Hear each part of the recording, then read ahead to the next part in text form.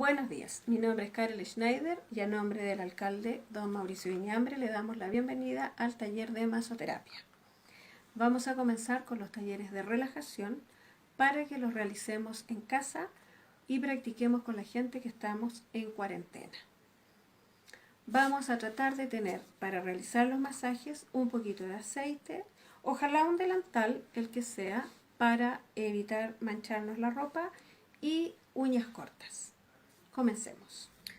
Hoy vamos a relajar los músculos de la cara para prevenir o aliviar el bruxismo. Pongo aceite en las manos, lo caliento un poquito y aplicamos. Vamos a relajar todo lo que es pómulos,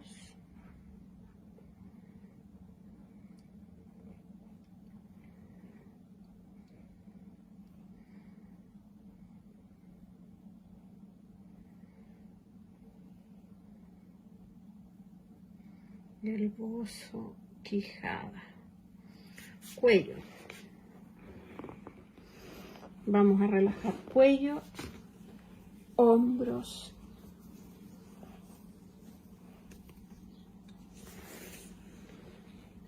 cervical, toda esta parte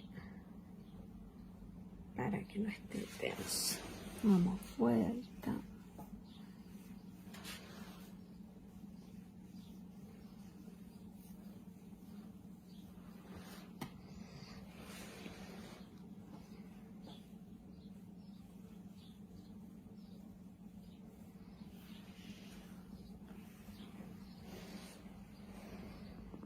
Y esto se realiza alrededor de unos 15 a 20 minutos.